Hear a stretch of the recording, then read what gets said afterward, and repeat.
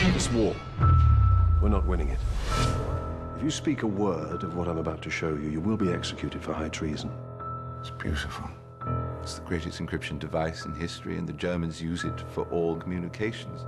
Everyone thinks Enigma is unbreakable. Let me try, and we'll know for sure. What was it about Graham Moore's script when you read it, and about Alan Turing's story in general, that made you want to be a part of putting it on the screen? The first moment I met him, read him in the script, I was intrigued by him. I thought it was such an ingenious introduction to a really complex character, and presented him in all this sort of spectacular brilliance, his oddness, his different nature, his very literal interpretation of language, his pedanticness, and then just slowly this beautiful unfolding of why he was this person that you meet at the beginning of the film, and what he then evolved into. Humour, which was really important for me, the intelligence that was exciting and not dull, yeah, just how profound the effect this man's life had on our world, you know, and it just that overall effect of his story after finishing reading the script really hit me and winded me, and I thought, I really want to be a part of this. I'm afraid these men would only slow me down. Popular at school, were you?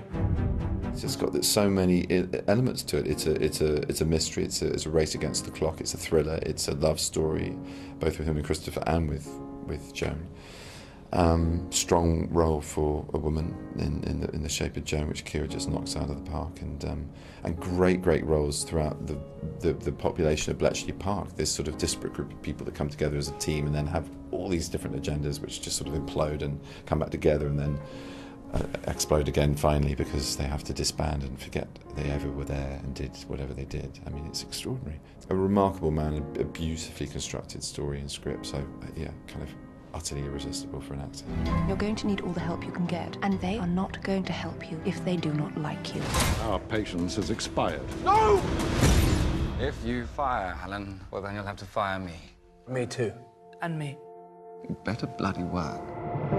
You've worked with several of the people in the cast before, Keira included, but there are some people you hadn't worked with before. And the dynamic with the Hut 8 group is an interesting one, and kind of a fragile relationship that they come together. Yeah, absolutely. And how did you kind of work on that, in that you knew some of the people before? Did you have to kind of remove yourself sometimes to kind of keep a separation there? A little bit, actually, a little bit.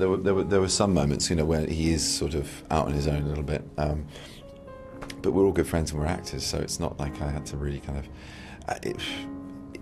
yeah, it was fine. It was fine. I could turn it on and off between takes, but it's very helpful when you know actors from previous jobs, because I always try and shake it up and do things different, even if people like to draw using comparisons between smart people I've played. To me, they're utterly different characters. If you really just put them side by side, they are very different. And yet, you know, what I'm saying this for is that I was doing something different than they'd seen me do before, and vice versa. And you have that fluidity of knowledge of one another as friends and as actors to kind of challenge and work through things and discuss things and evolve and inspire one another and push one another. So that's a great starting point. There's none of that kind of slight awkwardness of not knowing the person or how to approach them and talk. You can just be very blatant and honest with friends. You have 6 minutes to complete the task. Is that even possible? No, it takes me 8. 5 minutes and 34 seconds. You said to do it in under 6. What is it that we're really doing? We're going to break an unbreakable Nazi code and win the war. Oh. When you were digging into Turing's background, and was there anything that surprised you that you hadn't known before? An awful lot. I mean, you know, the fact that he was put into foster care from birth to 4, and the fact that he was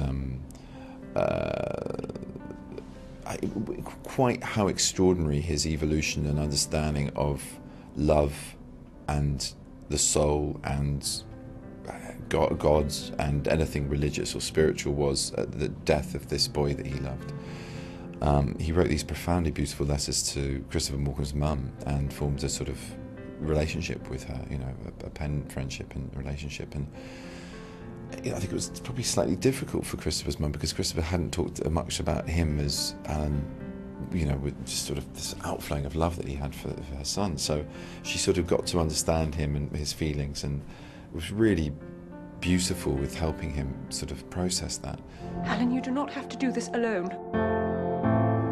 What are you doing? What's going on? The Navy thinks that one of us is a Soviet spy. You've got more secrets than the best of them. What if I don't fancy her in that way? Can't tell anyone, Alan. It's illegal.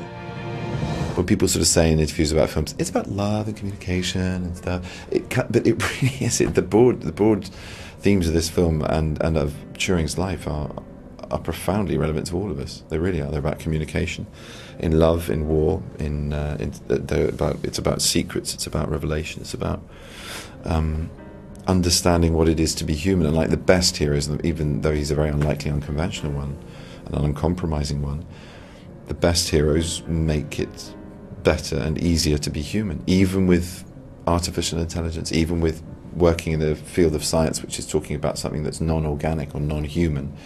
It's in order to appreciate fully what it is that makes us human that is fascinating about that work and what light he threw on it. And that stuff really still resonates for me. I mean, you know, this is a tip of an iceberg. If this interests people as a subject matter, I beg them to go and read up more about his work and what he achieved in his life. He's an amazing, amazing man. I'm just a mathematician. Sometimes it is the people who no one imagines anything of, who do the things that no